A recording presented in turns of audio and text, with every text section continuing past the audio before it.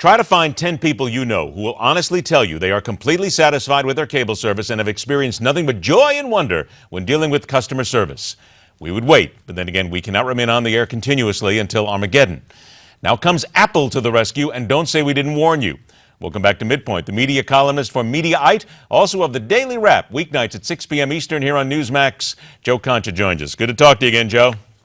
Eddie, good to talk to you on television and online. There you go, a little bit of both, if you will. Here's Apple TV now getting involved. Let's see, they're going to launch as early as September. 25 channels, 30 or 40 bucks a month. But no NBC just yet. Still a little bit of a dislike going on between the two groups at the moment. Yeah, that'll be settled eventually, and I would imagine NBC will be the one that capitulates because this is the future, Ed. Streaming is everything, and then you hit it in your intro that it's customer service from the cable companies that obviously is despised. Comcast and Time Warner Cable have some of the lowest cable customer service ratings of any company out there, and that doesn't even include cable.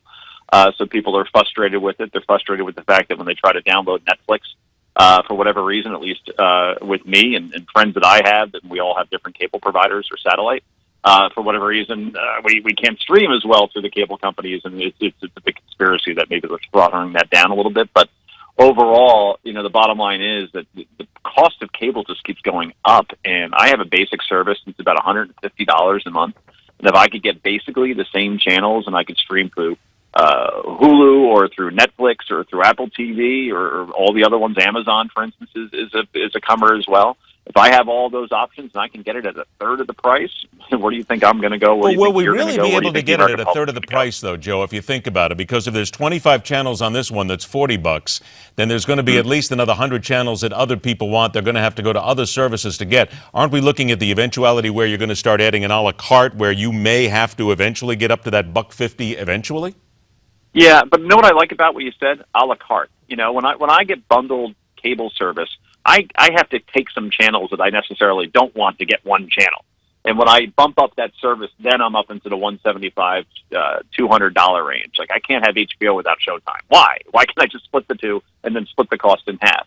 Or if I want the golf channel, I have to get, the rodeo channel. It's like, and all the bundling, I think, kind of weighs into that. So I think ultimately streaming will be a cheaper option as they build their customer base. And obviously, I think that's where a lot of people are going to go because not so many people are watching TV like, back in the 50s where I wasn't around for that, obviously, neither were you. But, you all gathered around the dinner table for the Jackie Gleason show or the Honeymooners. Those days are over. It's watching where you want, when you want, whether it be at the beach, at a park, in an airport, and not so much on your couch. So the streaming is certainly the way to go, and Apple certainly is the company that can do it. All right, I got about 60 seconds left here. But if you think about it, let's take Comcast, for instance. They deliver your television, but they also deliver your internet. And right now, they're throttling internet speeds right now to where you can't download your stuff in the first place. Aren't we eventually going to still have to be dependent on them, and they know it? Maybe. Maybe with net neutrality, kind of going the government's way, maybe that will be adjusted. But for now, boy, you're exactly right. I mean, I tried to watch House of Cards last night. I'm not through it yet. I like to spread out my season.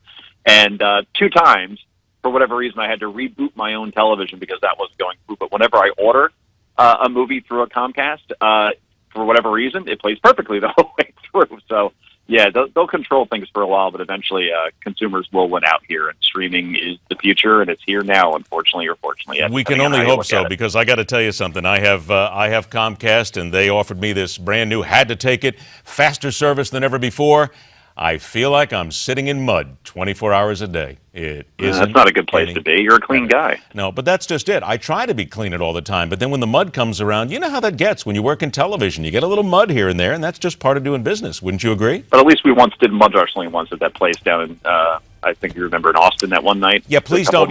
Yeah, let's not talk about that. That we once said that we would never discuss that. Exactly. If you want to learn more about that Austin mud wrestling, make sure that you go to the Daily Wrap, 6 o'clock Eastern Time, right here on Newsmax. And as a matter of fact, call Joe and ask him about it. Always a pleasure, Joe. Take care, buddy. Thanks, Eddie. Stay clean. See you later. Second hour of MidPoint awaits. Tackle the anonymous hackers going after ISIS next.